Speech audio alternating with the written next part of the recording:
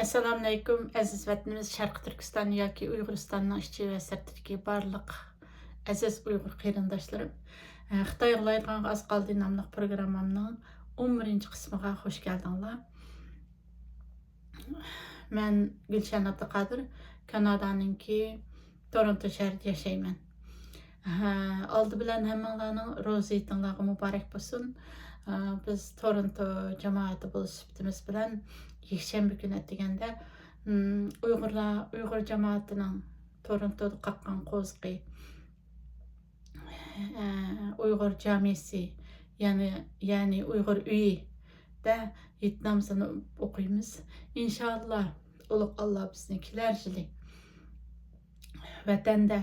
vatandagi butun turmalarning eshiklari jalaqlab ichilgan shu jazo lagerlarining eshiklari to'liq ichilib ketgan vatanimiz mustaqil bo'lgan holda turmadagi va jazo lageridagi qarindoshlarimiz bilan quchoqlashgan holda o'tkazishga nasib qilg'ay. Amin. Hemen bugungi Xitoy viloyatining az qoldi nomli programmamning 11 qismini bundaq 4 turlik mazmunda tayyorladim sizlarga. Yaqinda birinchisi yaqinda Xitoy Kanadaning Kanada fuqarosiga o'lim jazosi hukm qildi. Bu haqda to'xtalman. Ikkinchisi shu yaqinda New York vaqti gazetida tuxsiz bir xabar e'lon qilinib qoldi. Pentagon bilan Elon Muskning ko'rishib, Pentagonning Xitoyga urush e'lon qilganligi, jang e'lon qilganligi shu munosabat bilan ba'zi narsalarni Elon Musk bilan muzokaralashganligi haqida. Bu masala haqida bir to'xtalib o'taman. Bugun tayyorlagan programmam sal jiqroq mazmun bor. Üçüncüsü G'o'ljidan Washingtongacha zaharli chekimlik. Buningda fentanyl haqida Xitoyning Amerikani zaharlash uchun maxsus yo'l qo'ygan, Amerika xalqini zaharlash uchun yo'l qo'ygan fentanyl haqida to'xtalman. To'rtinchisi tamojna bejining yaqin mezgillik va uzun mezgillik Xitoyga bo'lgan ta'sir haqida to'xtalman. Ya'ni Amerika yo'l qo'ygan Xitoyga bo'lgan tamojna bejining Xitoy iqtisodini qanday ta'sir uchirdi, qanday silkiydi Xitoyni. Shu tamojna beji Xitoyni g'o'ltishga yetmamdi. Shu masala haqida muzokara olib boraman. Tahlillar sunaman sizlarga. Yaqinda shu Xitoy haddidan ishib Kanadaning 4 fuqarosiga o'lim jazosi hukm qildi. Buningdagi asosiy sababni Kanadaning 4 fuqarosining shu zahar qochoqchiligi bilan shug'ullanganligi deb bildirdi. Fentanyldek zaharni butun dunyo taqtiyotgan, to'kin qilib setayotgan, qochoq yo'llar orqali Meksikalarda baz qurib, Kanadalarda baz qurib, hatto Amerikani dunyoning eng super kuchi, dunyodagi eng oldin qator turadigan eng cho'ng davlat bo'lgan Amerika fuqarolarini zaharlamoqchi bo'lgan Xitoy endi qo'pib shu Kanadaning 4 fuqarosini shundoq bir zaharlik chekimlik qochoqchisi degan bano bilan chet el fuqarosini 4 Kanada fuqarosini o'lim jazosiga hukm qildi. Bu haddidan oshganlik, Xitoyning haddidan oshganlikning oqibati qanday bo'ldi deganda g'o'lash bilan oxirlashadi. Demak, Xitoy qancha haddidan oshgan sari uningki falokatga yuzlanganligi, g'o'laydiganligining beshorati bo'lib hisoblanadi. Chunki Qur'onda Alloh aniq ko'rsatgan haddidan oshgan insonlarni, haddidan oshgan qavmni qanday jazolaganligi, Od qavmi degan qavmlarni Qur'onda bu haqda inchiki mazmunlar bor. Demak, Xitoyning bu darajadan oshgan shu haddidan ishishi Xitoyning g'o'layganligiga borgan sari yiqilishayotganligining beshorati bo'lib hisoblanadi. Bu munosabat bilan Kanada tashqi ishlar ministri Melania Jolie Bu Xitoyninki bu hareketini bir zalimlarca ve insan qalbidan chiqqan bir jinoyat, shundaqli bir jazo deb bildirdi. Bu Xitoy burun bu zalimligini, bu insonlik yetmaydigan bu rehimsizligini Uyg'urlarga yurgizib, 3 milliondan 6 milliongacha Uyg'urlarni jazo lagerlariga tashlab, bu zamonda Uyg'ur degan bir millat yo'q deb o'zininki bir belvoq bir yo'lidan iborat she'rini tushish uchun qurbonlik qilib yetishdek shundoq razil maqsadda yo'lga chiqqan bo'lsa, endi bu zolimligini va inson qalbidan chiqqan qilmishini Amerikaliklarga ishlatmoqchi bo'ladi.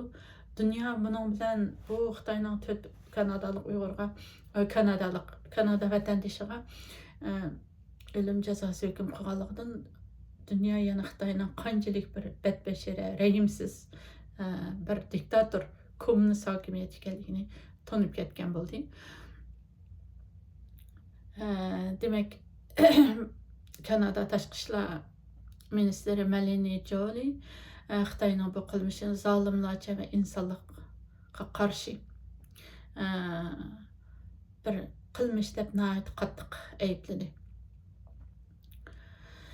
Ve bu ölüm cezasına Kanada'nınki intayin qarshi ekanligini bildirdi.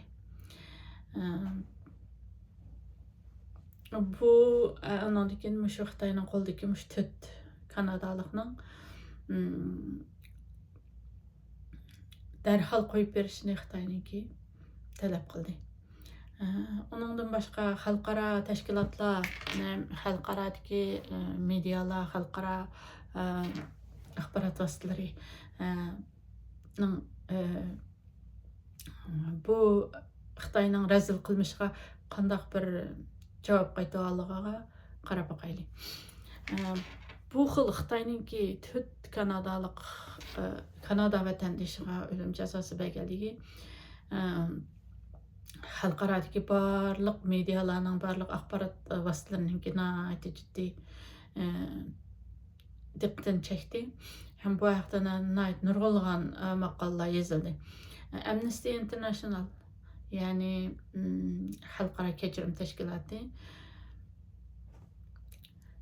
Xitoyninki bundaq ochiq-oshkor holda o'lim jazosi hukm qilishini qattiq o'zlarining noroziligini bildirdi va buni qattiq tanqidladi. Hem Kanadaninki Xitoydagi vatandoshlarga nisbatan ularning inson haqlarini qo'llash uchun texnik zo'r tirishchilik ko'rsatishini, Xitoy bilan bu jihatda cho'nqur dialoglar qurishini umid qilganligini bildirdi. Dunyoning har qaysi joylaridagi inson haqlarini qo'g'dag'uvchilarmi Xitoyning bo'libmi shu chet bo'lgan chet el vatandoshlari bo'lgan kishilarga o'lim jazosini berishining nihoyatda xato ekanligi haqida ko'plagan maqolalar yozildi. Buning bir siyosiy maqsad, Kanadadan oladigan bir o'ch yoki bir siyosiy maqsad uchun qilinayotgan ish ekanligini bildirdi. Bu Wall Street gazetida shunday maqolalar yer oldi. Bu Kanadaning 4 nafar Kanada vatandoshini Xitoyning o'lim jazosi hukm qilishi Kanada bilan Xitoy orasidagi jiddiy bo'lgan diplomatik munosabatlarni texmo zo'rlashtirdi, ya'ni texmo qiyinlashtirdi. 2018-yili hammalar bilganinglardek Huawei, Xitoyning Huawei shirkatininki boshlig'i Meng Jianzhu Vancouverda qo'lga olingan va oqidan Xitoyda qo'lga olingan Kanadaning 2 vatandoshi Michael Kovrig va Michael Spavor degan 2 kishini Xitoy Casusluq qildi degan yo'qlang bir faktim yo'q hech qanday bir dalil isbotim to'liq bo'lmagan bir jinoyat bilan turmaga tashlagan 2 kishi bilan tegishgandi. 2021-yili ikki taraf shu her ikki tarafni qo'yib berish, tutqunlarni o'zaro qo'yib berish va almashtirish orqali bu masala hal bo'lgan bo'lsin, lekin Xitoy bilan Kanada o'rtasidagi munosabatlardagi jiddiylik pasaymagan. Onundan başqa o'zinglarning xabaringlar bo'lgandek 2006-yili O'zbekistonga borgan O'sanjan Jalil Xitoy turmusida hozir tutib turilyapti. Xitoy ketganiga mana 2006-yilni hisoblasak hozirgacha bek uzun yillar bo'lib ketdi. Ham unutilibmi ketgandek turdi O'sanjan Jalil. Efendim, Xitoy bilan Kanada o'rtasidagi siyosiy, iqtisodiy, siyosiy va boshqa munosabatlarda bir ig'ir sürkülüşler bulup yan oңşulup qarmızlar erip yana tonlap degandek müştaq bo'lgan. Kanada bilan Xitoyninki diplomatik munosabatlarda chiң turgan qattiq iboralarni qo'llangan konservativ partiyaninki lideri Stephen Harper 2006-yili shu O'sanjan Jalilni Xitoyga kirib ketgandan keyin biz Kanadaning kishilik huquqdan iborat bundaq qimmat qarashlarni dollarga tegishmaymiz degan kuchli gaplarni qilgan. Keyin ahvollar Harperning degandek bo'lmay qolgan vaqtlar bo'ldi. Oxirgi vaqtlarda yaqinda Xitoy Kanadaninki 2,6 milliard 2,5 milliarddan sal oshiqroq dehqonchilik va yemek-ichmek mahsulotlarga tamojna beji qo'ydi. Buning bilan Kanada bilan Xitoy o'rtasida yana iqtisodiy jiddiyliklar ko'tarilishga boshladi. Undan boshqa yana nurg'un nimalar bor. Amerika bilan Kanada munosabatlaridagi o'rtasidagi Xitoy Amerika Kanada munosabatlariga zedlayotgan, ziyon yetkazayotgan Xitoyninki ba'zi qochoq yo'llar bilan Kanadaga fentanilni soqib kirgizishi qatorliqlar. Chunki Kanadada hozir Xitoy nüfusini aytdimi ko'p ishib ketdi. Bu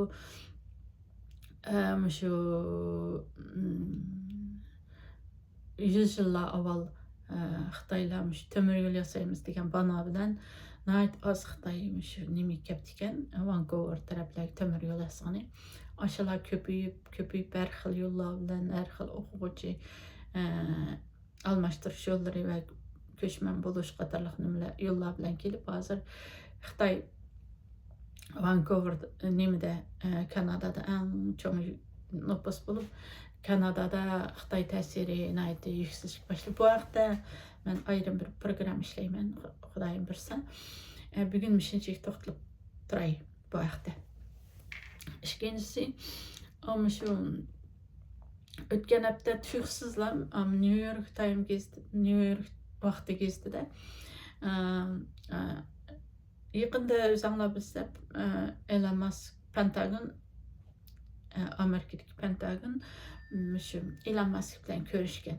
Bu ko'rish munosabati bilan New York gezdi-de 4-5 muxbir birlashib yozgan cho'ng hajmli bir xabar besildi. Onunda Elon Musk Amerika armiyasininki Jungo bilan bo'lgan urush bilan to'g'risidagi dokladini muzokara qiladi ekan yoki topshirib oldi ekan degan gap so'zlar chiqdi. Ya'ni Pentagonning Elon Musk bilan ko'rishishida tuyg'usizlam Pentagon Xitoyga urush qilmoqchi, urush e'lon qilmoqchi. Bu munosabat bilan ba'zi Xitoyga munosabatlik nozik uchurlarni Elon Musk bilan muzokaralashdi, Elon Musk uqtadi degandek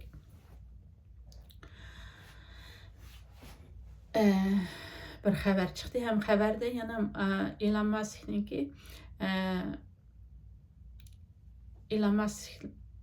Tesla şirketinin Xitoydagi faoliyatlari, Xitoyga salgan mablag'lari Tesla şirketininki Xitoyda mavjudligi qatorliq sabablar tufaylidan Xitoy bilan cho'ng tijorat qilayotganligi tufaylidan bundaq urushga munosabatli nozik uchurlarning Elon Musk'a bildirilishining xatarlik ekanligi, Xitoy yuzasidan Xitoy sababidan xatarlik ekanligi bundaq bilim uchurlarning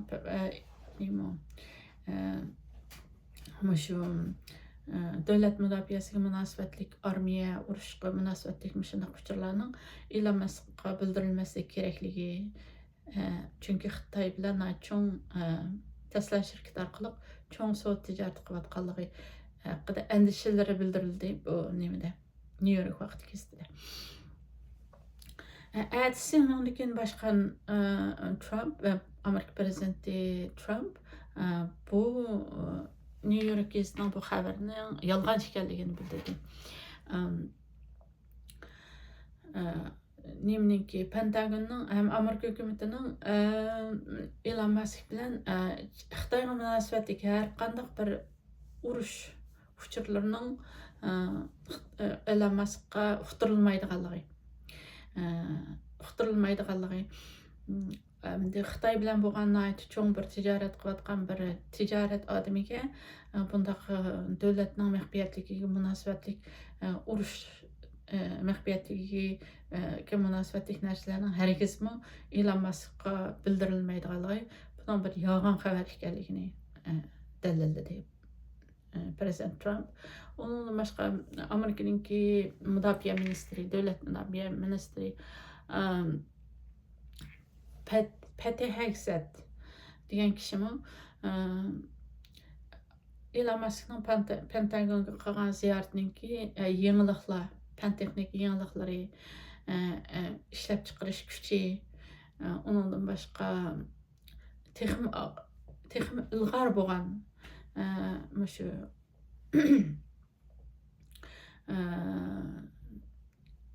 texnik ilg'or bo'lgan harbiy qurollarni ishlab chiqarish qatorliq masalalar haqida bo'lganligini, Xitoyga qarshi bo'lgan urush planlariga oid maxfiy uchurlarning hargizmi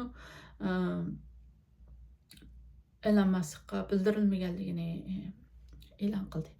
Elon Musk bu New York gazetida e'lon qilingan xabarga nisbatan o'zininki ko'z qarashini bildirib, bu xabarning xato ekanligini va yomon niyatli bir xabar ekanligini bildirdi va buning munosabatli kishilarningki jazoga tortilish kerakligini qattiq ravishda jiddiy holda o'tirib qo'ydi. Endi ajaban nemishki bundaq tuyuqsizlam New York vaqti gazetida Xitoy qarshi Amerikaning bir urush qilganligi, shuning uchun bu urushga ketarlik uchurlar va fan texnika bilimlari va ilg'or texnikalarga oid narsalarni maslahatlash uchun Elon Muskni Pentagonga chaqirganligi haqida bir xabar tuyuqsizlam bundaq bir xabar chiqib qoldi. Ham 3-4 muxbir birlashib yozgan. Buningdagi sabab nima? Bu bizni o'ylantirdi. Yoki Xitoy urib qolamdi Xitoyni? Amerika Xitoyni urib qolishi mumkinmi? Böğür geldi deyimiz. Bir qitim yolg'on bo'ldi, ikki qitim yolg'on bo'ldi, uchinchi qitimda raslan böğür kelib qolgan bo'ldi. Demak, bu yerda bir shundayroq bir planim bormi Amerikaning? Bu xabarningki chiqishi va yolg'on bo'lishining hammasi kishini to'liq o'ylantirdi. Agar Amerika tuyuqsiz Xitoyga hujum qilish ehtimolligi bormi? Bu odamni cho'nqur o'yga solgan masalalarning biri. Endi 3-chi mazmunim shu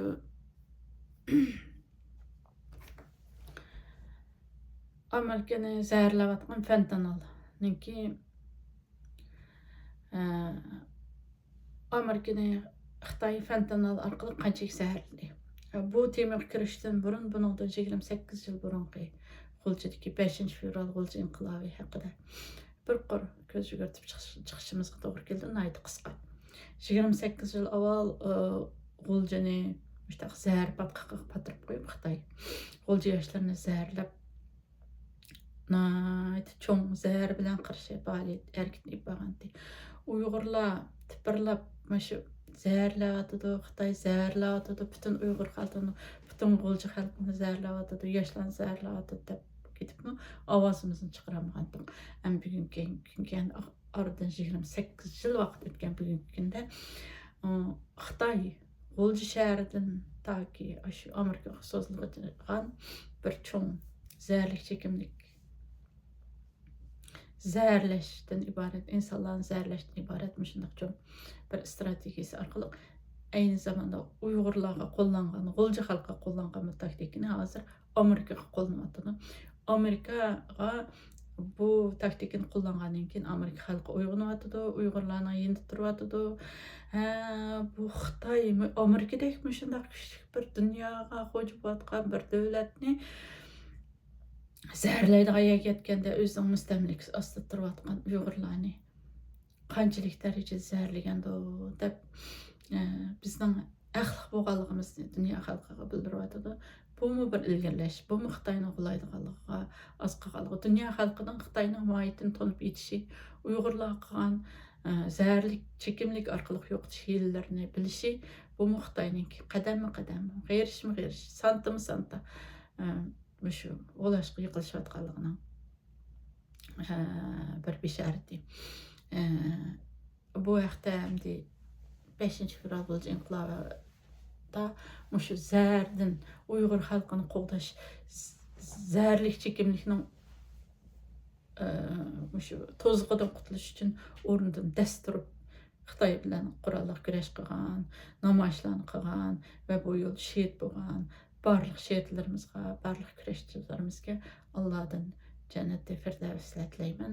Abduxalil Mejit o'zimi bir zaharga xumarib qolgan, shu Xitoyning to'kma qilib setishi bilan shundoq bir yigitni oxirida o'rnidan dast turib, biz nima uchun shundoq bir millat bo'lib qoldik? Biz bu Xitoyning hiyilisi, to'zg'i, bundan qutulib ketishimiz kerak deb birga mashrab Uyg'urlarning an'anaviy mashrabi yana birsi islom diniga qaytish orqali zahardan o'zim qutulgan, do'stlarim qutulgan bu haqda namoyishlarni qilib dunyoga mashhur 5-fevral G'ulji namoyishini maydonga keltirgan.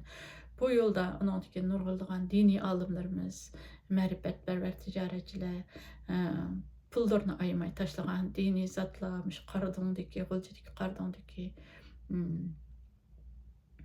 Uyg'ur jamiyalarida tabliğlarni so'zlash orqali Abduxalil Mejit va shunga o'xshash G'uljidagi nurg'ul Ro'zi Mamat qatorliq nurg'ulg'an yoshlar shu tabliğlarni anglash orqali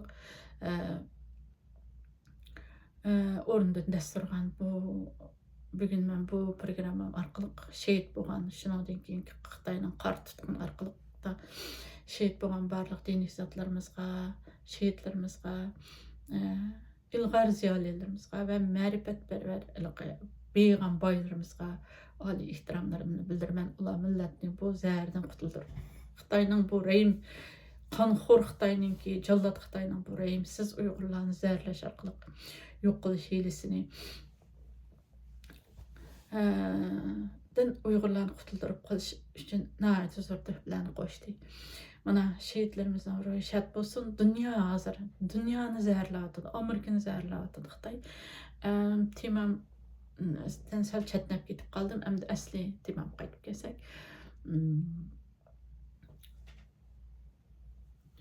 Shu Amerikaning, Xitoyningki Amerikaga qochoq yo'llar orqali fentanalni taqtishi bilan Amerikani cho'ng bir iqtisodiy, ijtimoiy, ruhiy va fuqarolarningki shu tushkunligi qatorliq har jihatdan bir vayron bo'lishga duch keldi. Ma'lum darajada vayron bo'lishga duch keldi. bir krizis altına kirib qoldi shu fentanal orqali Xitoyninki zaharlashi bilan. Fentanal morfindan 50 ve 100 qat 100 qat kuchli bo'lgan bir zaharkan bu. Kichikkina bir bu o'limchil insonlarni o'limga boshlab boradigan bir zaharkan. Qancha yillar ilgari shu Amerikadagi Uyg'urlardan Washington DC'da yashaydigan bir Uyg'ur yigitmi shu fentanalni chekish orqali o'lib ketib qoldi. Endi bu qanday ziyonlarni olib keldi Amerikaga fentanal? Texim cho'nqirlagan holda muloyiza qilib boqaylik. Shu fentanal Amerikadagi tuxsiz o'limlarning ziyoda ko'p bo'lib ketishini keltirib chiqadi. Haddidan ziyod ko'p o'lish ahvollarini keltirib chiqadi. 2022 yılda Amerika kasalliklarni kontrol qilish va oldini olish markazi 110 mingdan ortiq kishining her xil zaharli chekimliklar bilan 110 ming kishining o'lganligini e'lon qildi. Buning ichida 70% fentanal bilan zaharlanganligi aniqlandi. Bunun için 18 yaşdan 45 yaş arasidagi Amerikaliklar bekçik ölüp ketganmiş fentanalni chekish orqali. Fentanalning yamrab ketishi orqali xuddi 90 yillarda G'uljida shunday yamrab uylarda, oilalarda 14dan 5dan bolalar işte ölüp ketgan, yo'llarda ketib qolgan, maktablarning oldida to'kma qilib setilgandek ahvolning aynisi Amerika'da yüz verişki başlagan. Amerika'da bir güçlük saqchi, qo'shoni, armiya qo'shoni, qonun ve nimaları Uyg'urlar silishtirgan qancha ming kuch bo'lgan Amerika'da mush ishlarni amalga oshiroldi Xitoy. Yana bir cho'nqirlab muloyiza qilib boqaylik. Xitoyninki bu fentanalni Amerikaga keng ko'lamda qochoq yo'llar bilan kirgizishi sababidan olib kelgan shu sosyal ve ekonomik, ijtimoiy ve iqtisodiy ziyonlarini bir muloyiza qilib boqaylik. Amerikanınki iqtisodini nurg'un ziyonga uchratdi bu fentanal. Amerikanınki özünün puhralariga qarta chiqargan tan saqliq chiqimlari bor. Shu tan saqliq chiqimlarininki chiqimini bek ochiryapti. Ishlab chiqarish unumini yo'qotish va dorilarninki ishlab chiqarish unumini yo'qotish va qonun ijro qilish ishlari shu jihatda fentanal sababidan her yili 100 milyarlarca dollarni Amerika ziyon tortdi. Endi shu fentanalga bo'lgan xuma bo'lib qilish sababidan nurg'unlagan oilalar vayron bo'ldi Amerikada. Shu uy makansızlar ko'paydi. Ondan jinoyat sodir qilish ahvollari ko'paydi va bir xil Amerika jamiyatida bir cho'kish, Amerika xalqining ruhiy dunyosida bir cho'kish paydo bo'ldi. Ayni vaqtdagi, ayni G'uljidagi cho'kish. G'ulji xalqi tipirlab ketgan hukumatlarga, siyosiy kengashilarga melay deb muhtaramgan oilalar shunday vayron bo'lgan. İşsizliklar ko'paygan, ruhsiz G'uljida kishilar jinoyatlar shu zaharlik chekimlik munosabatli jinoyatlarni yuqorilab ketgan shunday ahvol Amerikada aynisi yuz berib, Amerika xalqida bir xil cho'kish, ruhiy jihatdan tushkunlik, cho'kish, xomushlik shunday avjib ketgan. Ama şu fentanyl münasebetlik cinayetlerninki köpeyişi bilen sakçılarning ve ciddi qutquzish o'rinlarining doktorxonalar ciddi qutquzish o'rinlarininki besim bek eshib ketgan. Nəhayət ağır bir yük altında qılıb qalğan. Buningdiki Xitoyninki roli haqida bir texnik cho'nqurlagan holda mulohaza qilib boqaylik. Uzun yillardan buyon Xitoy qonunsiz holda fentanyl ishlab chiqarish munosabatlik ximiyalik moddalarni ta'minlaguvchisi bo'lib keldi. Xitoy uzun yıl olup gitti bu kanunsuz halda şu nemini fentanalni yasaydigan ximiyalik moddalarninki ta'minlaguvchisi bo'lib keldi. Amerikaninki shunchalik qattiq besimiga qaramay, Amerikadagi kuchli bir davlatning shunchalik besimiga qaramay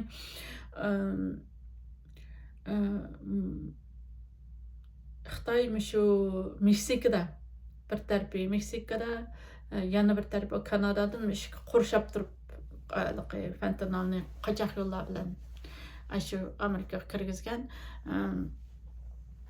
Xitoy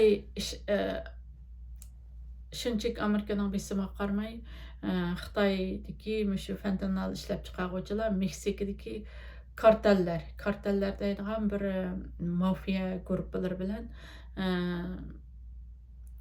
ama şu fentanal ishlab chiqarish qo'llanilgan ximiyalik moddalarni ularni ta'minlashni davom qildi. Ta'minladi ishlarni hamda ta'minlab uniki kartellar, Meksikadagi kartellar bu fentanalni yasab Amerikaga qochoq yo'llar bilan kirgizdi. Amerikaninki shu Meksikaga nurg'un bojlarni qo'yib o'tishi shu sababdan. Endi shu Meksikadagi kartellarni Xitoy fentanal yasaydigan ximiyalik moddalar bilan ta'minladi, ular yasab Amerikaga kirgizdi. Endi Allah'a şükür, yelimi Allah bizni Uyg'urlarni o'tning ichida paxtdan saqlagandek saqlabdi. Dunyodagi eng kuchli harbiy qo'shinga, ilg'or texnikaga va saqcha va qurolliq qismlarga ega bo'lgan Amerikadagi bir cho'ng davlatni mushundaq zaharlayotgan ahvol ostida biz Uyg'urlarni Allah o'tning ichida saqlagan paxtadek saqlabdi deb o'ylab qoldim.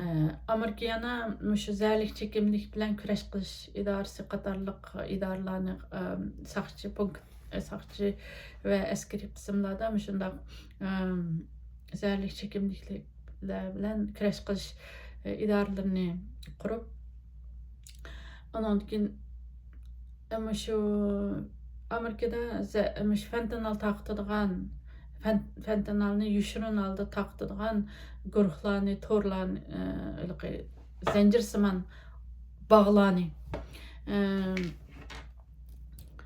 yo'q qilish uchun nurg'unlagan operatsiyalarni, harakatlarni ifade.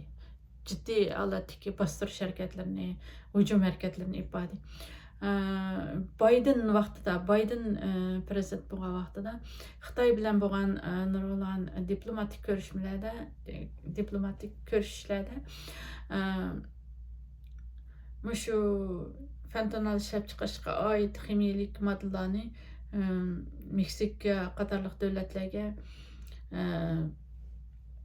iqishini, to'xtatishni talab qildi. Lekin bularning hech qaysi bir önümge erişimdi bence. Bu ciddi bir krizis bo'lib qoldi hozir fentanal Amerikada. Nurg'unlagan ruhiy azoblarga yo'l ochdi. Xuddi Uyg'urlarga duch kelgan kun Amerikaliklarning beshiq kelyotdi. Ham nurg'unlagan insonlar hayotidan ayrildi, nurg'unlagan oilalar ig'ir musibatlarga cho'mdi. Hamda bir xil toplumsal Amerika xalqining bir ruhiy jihatdan cho'kish, xomushlashish, ruhsizlashish shunday ahvollari yuz berdi.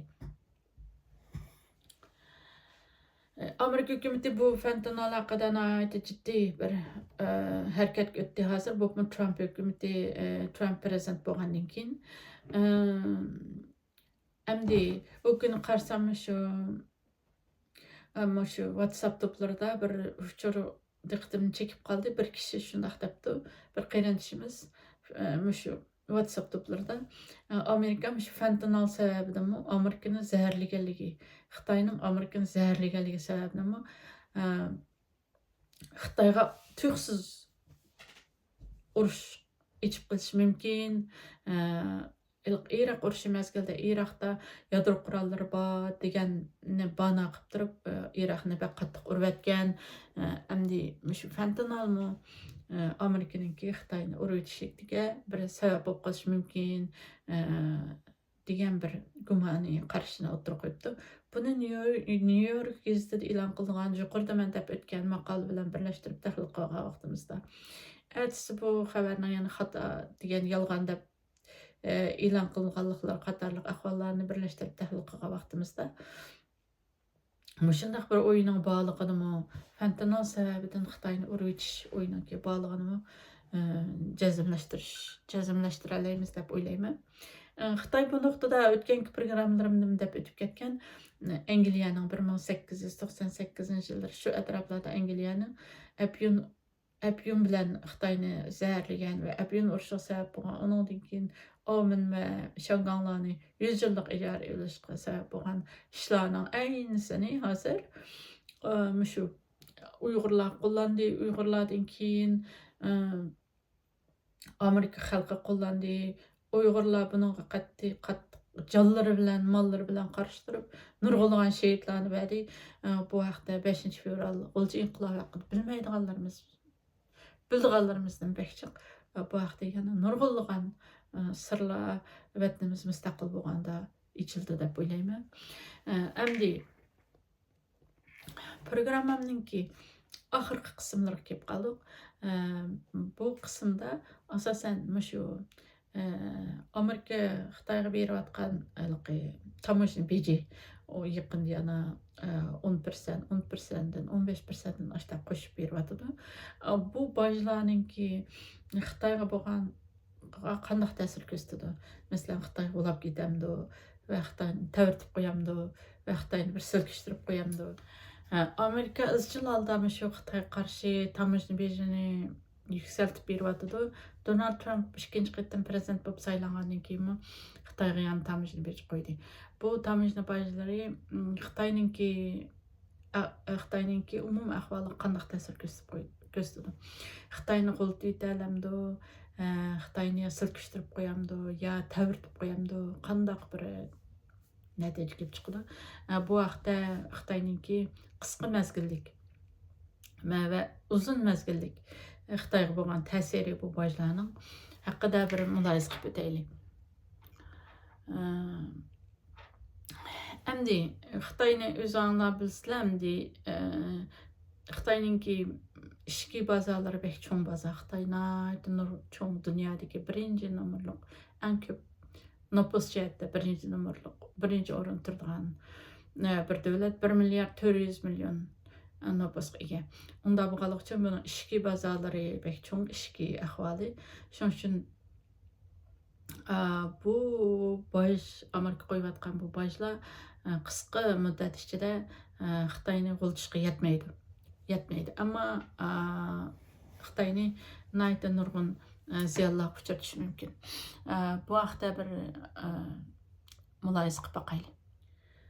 Amerika qo'yayotgan bajlarninki shu tamoshni bejining Xitoy iqtisodiga qisqa mezgil ichida ko'rsatadigan ta'sirlari haqida bir mulohaza qilib boqaylik.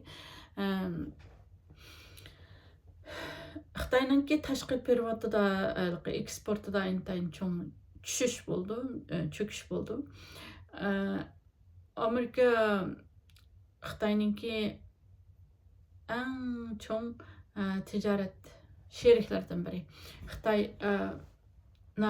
nurg'un mallarni asosan Amerikaga eksport qildi. Xitoy bilan Amerika o'rtasidagi soda qiymati eksport Amerikadan ancha jiq narsani import qilmaydi Xitoy. Asosan eksport qildi. Eksport importmish soda tijorat summasi 1 trillion Amerika dollariga yetadi. Chiq bundaq bosh qo'yilib ketgandan keyin Xitoyninki mahsulotlari Amerikada bek qimmat ahvolga duchor bo'ldi. Bu Amerikada Xitoyninki mollari qimmatlab ketgandan keyin Xitoyninki Amerikaga eksport qilish shuningki cho'kishiga sabab bo'ldi, aslishiga, tushishiga sabab bo'ldi yoki yo'l ochadi. Ikkinchisi Xitoyninki iqtisodiyotninki shu yuksalishi ostlaydi. Xitoy iqtisodiy büyük cho'ng bir ishlab chiqarish zavodidan iborat Xitoy va ishlab chiqarishga uni eksport qilishga tayindi. Xitoy iqtisodi asosan eksportga tayindi. Agar Amerikaga bo'lgan bundaq cho'ng bir sherik bo'lgan eksport ozlagandan keyin ya'ni Amerikadan keladigan talablarning ozlishi Xitoyninki iqtisodiyotninki yuksalishini aslatib qo'ydi. Endi yana birisi shu dunyoda Xitoy bilan Amerika va boshqa davlatlar o'rtasida ta'minlash zanjiri deydigan bir narsa mavjud.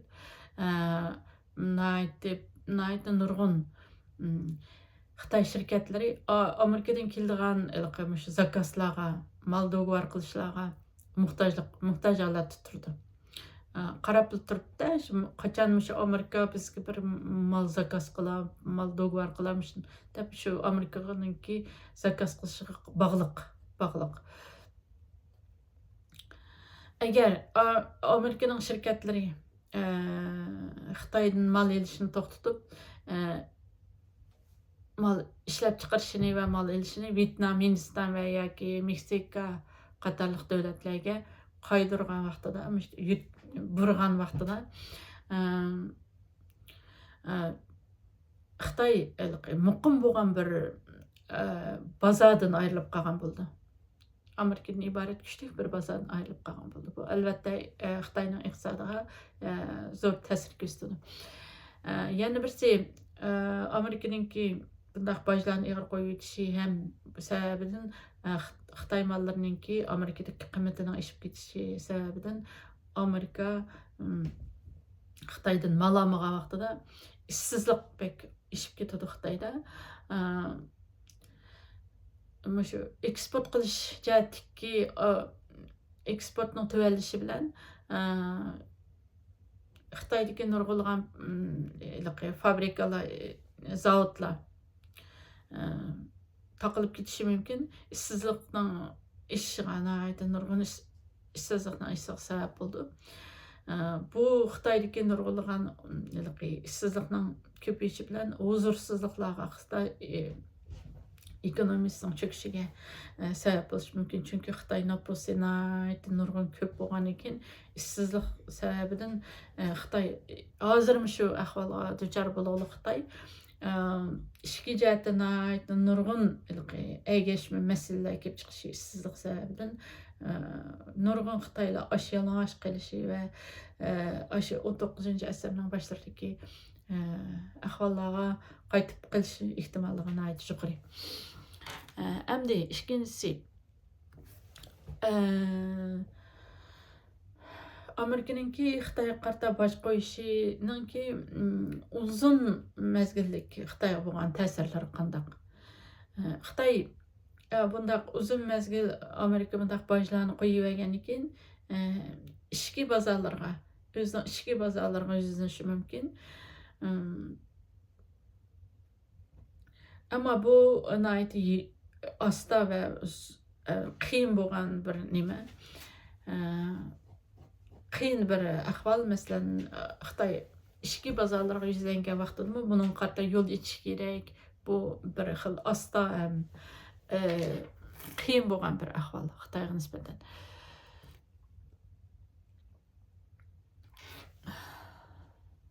Xitoy yana tijorat yo'llarini, turli tijorat yo'llarini etishi mumkin. Xitoy Amerikaga eksport qiladigan bundaq Amerikaga bog'lanib qilish vaziyatini o'zgartib, Osiyo, Afrika va Latin Amerikasi qatorliq davlatlar bilan bo'lgan tijoratlarni yüzden kuchlantirish uchun yo'llar izish mumkin. Xitoyninki puli shu boj sababidan, Xitoy mallari qo'yilgan bojlar sababidan Xitoyning puli tushib ketishi, qiymati tushib ketishi mumkin. Yana bir jihatdan Xitoy Amerikaga bog'lanib qolgan turlarda texnik jihatda yana yangi turlarni yo'lga qo'yish uchun o'zininki texnikasini kengaytirishga majbur bo'lib qolishi mumkin. Bu ahvollar Xitoyni yana bir qiyin bir iqtisodiy ahvolga va vaqt ahvoliga va qiyinchiliklarga nurg'unlagan yo'qotishlarga so'rab kirishi mumkin. Inshaalloh biz Uyg'urlar bo'z sifatimiz bilan Xitoyninki dardini ham zararlik chekimlik jihatdan hem diniy e'tiqodlarimiz, madaniyatimiz, Uyg'ur bo'lganligimiz sababidan her narsalarimizni Xitoyga bersakmi, bütün boyliqlarimizni ichishga bersakmi, bütün yurtlarimizni, zaminlarimizni bersakmi, yana Xitoyning qarish obyekti, dushmani bo'lib qaragan Uyg'urlarga nisbatan Xitoyning cho'kishi, bundaq bir iqtisodiy ahvolning cho'kishini biz xo'shallik deb bilamiz albatta. Yigitlarni nayt xo'shal ko'ram, yaxshi o'tkazishinglarni tilakdoshman. Yana bir qatam Qurboniyitinglar muborak bo'lsin. Xo'shal ko'ramlik ichida o'tkazinglar. Garchi xo'shal bo'lmasaqmi, o'zimiz xo'shal bo'lishga zo'rlab tirishib, xo'shal umidvorlik ichida o'tkazishni Alloh nasib qilgay. Kelar yili inshaalloh vatanimiz Sharq Turkistonda yoki Uyg'uristonda Qashqay yetganning oldida, G'o'lja il daryosining bo'ylarida, hotellarda, Urumchilarda o'tkazishga nasib qilgay. Omon bo'linglar.